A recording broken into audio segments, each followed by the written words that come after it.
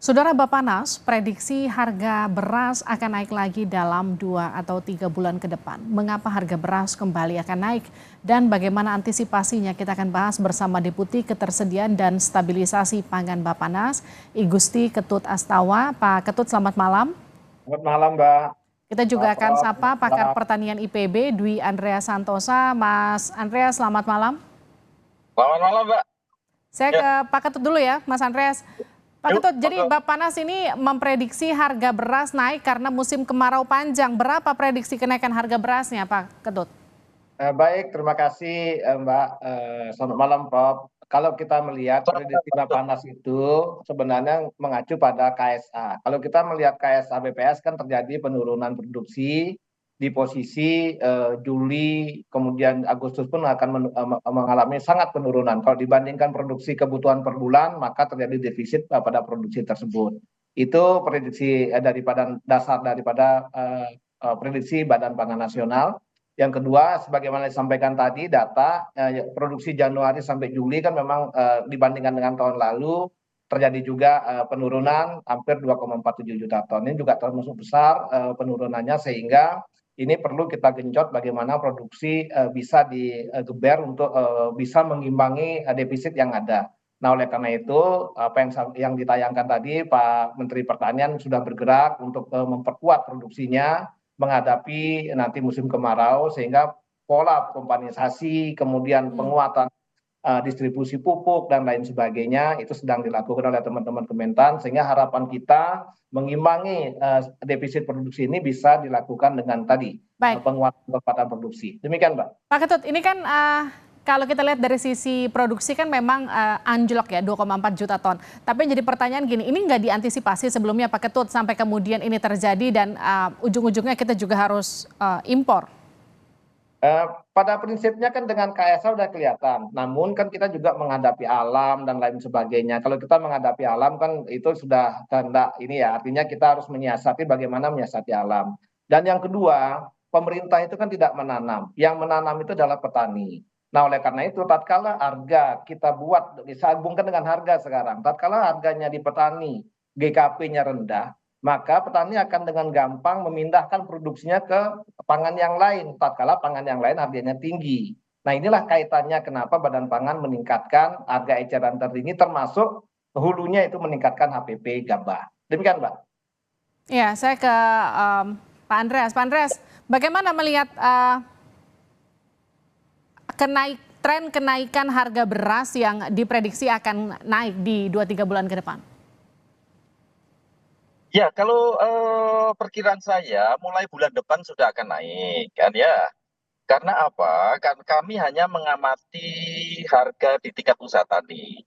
Harga gabah yang terendah di tingkat usaha tani itu di bawah 6.000 itu di bulan April. Bulan Mei kemarin hasil survei kami harga gabah sudah naik ke 6.100. Nah, di hari-hari terakhir ini harga gabah hampir di seluruh Jawa, dari Jawa Timur sampai Jawa Barat itu sudah mendekati 7.000. Jawa Barat sudah di atas 7.000, Jawa Timur juga sudah di atas 7.000. Dan itu nanti akan tertransmisi, harga gabah di tingkat usaha tani akan tertransmisi di konsumen kira-kira 1 bulan. Jadi kalau harga sudah mulai naik bulan Mei kemarin, maka kemungkinan akhir Juni ini atau awal Juli ke depan atau bulan depan ini harga beras sudah akan mulai naik. Tapi kenaikan harga beras sudah barang tentu tidak akan terlalu tinggi kenaikannya. Naik pasti kan ya. 3 bulan sebelumnya kan kita mengalami deflasi ya.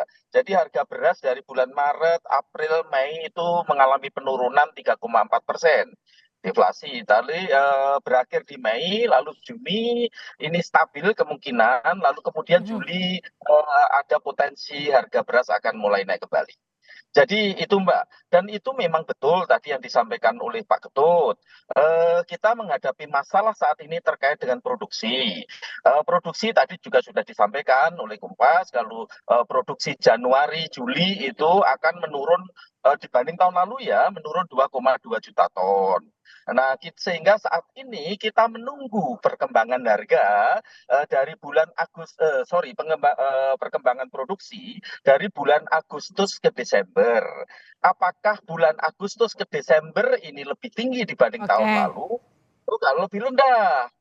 Kalau perkiraan sama saja, maka perkiraan saya penurunan produksi tahun ini sekitar 5% atau setara sekitar 1,5 juta ton beras. Itu penurunan produksi perkiraan saya.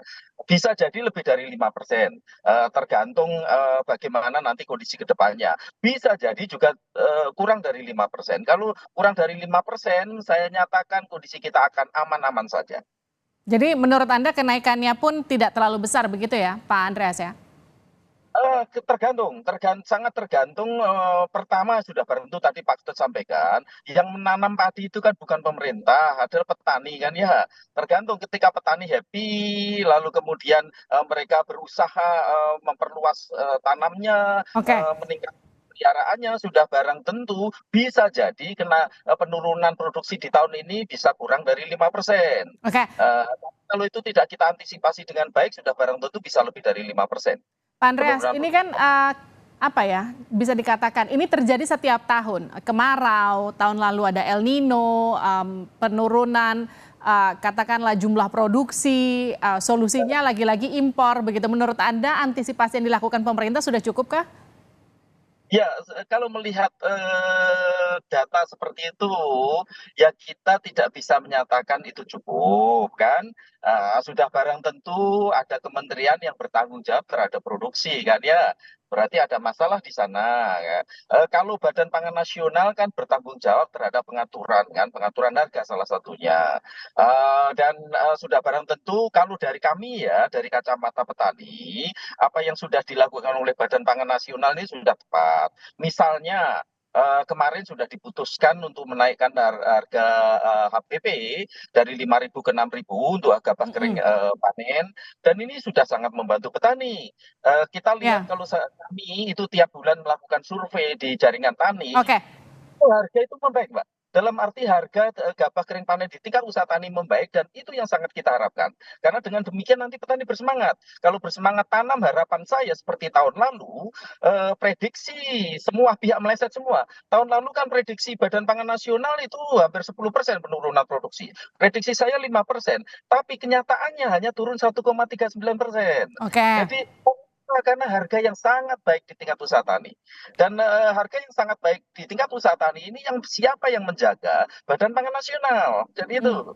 Nah ini saya mau tanya ke Pak Ketut. Pak Ketut, penetapan harga eceran tertinggi itu menurut Bapak sudah cukup efektif belum? Atau jangan-jangan justru ini akan memicu kelangkaan di pasar karena harga ke petaninya rendah, tapi kemudian harga ke pedagangnya nanti jauh lebih tinggi? Baik, terima kasih Mbak. Apa yang sampaikan Prof tadi, saya sejalan kenapa penetapan harga atau kebijakan harga itu sebenarnya untuk menjaga ketersediaan. Karena begitu kita tidak menata harganya, yang pertama petani tidak nyaman berproduksi, otomatis dia akan nggak produksi. Kalau petani tidak produksi, otomatis ketersediaan akan berkurang. Itu Oke, yang pertama. Yang kedua, kalau kita tidak sesuaikan dengan headnya sesuai dengan penyesuaian yang ada, maka yang akan terjadi adalah yang pertama retail modern tidak akan berani berjualan. Oleh karena itu, kita harus membangun sistem kebijakan harga ini, atau kami membuat kebijakan harga ini dengan melibatkan seluruh stakeholder, seluruh petani kita libatkan, kemudian para peritel, para pedagang, para hilir kita libatkan. Untuk apa? Untuk mendapatkan harga yang wajar. Nah, baik. hitung-hitungan kami kemarin dengan harga yang GKP 6.000, maka akan di hilirnya mendapatkan harga yang wajar. Itulah yang kita jaga selalu, agar sekali lagi ketersediaan melalui kebijakan harga itu bisa kita jaga. Di Baik, samping penguatan cadangan pangan nantinya. terima kasih Pak Ketut, terima kasih Pak Andreas. Tentu kita Terima berharap kasih Mbak. kalaupun ada kenaikan tidak terlalu tinggi seperti apa yang tadi Pak Andreas katakan, dan prediksi Bappenas kita harapkan salah ya Pak. Jadi jadi kalaupun tadi ada prediksi, Ya. Dan ini Mbak, sebenarnya stok beras kita juga memadai. Minggu betul. lalu itu stok beras nasional kita ada 1,74 juta ton. Jadi ini stok yang lumayan memadai. sudah barang tentu kalau pemerintah bisa mereduksi sedikit bantuan sosial dan itu digunakan untuk stok beras Ya, nasional itu akan jauh lebih baik. Jadi menurut kami kalau pemerintah memiliki cadangan lebih dari 2 juta ton, ini saya kira aman. Sehingga ketika nanti harga naik terlalu tinggi, dengan segera pemerintah bisa mengintervensi dalam jumlah yes. besar. Mengguyur Kan? pasar ya. Kalau kita jumlah besar pasti harga akan tertekan ke bawah. Jadi itu. Ataupun kalau terjadi kenaikan tidak akan terlalu tinggi. Jadi terkait itu sih sebenarnya kita tidak perlu terlalu khawatir. Oke, terima kasih Pak Andreas, terima kasih Pak Ketua sudah bergabung di Sapa Indonesia Malam. Sehat-sehat selalu Pak. Prof, sehat selalu.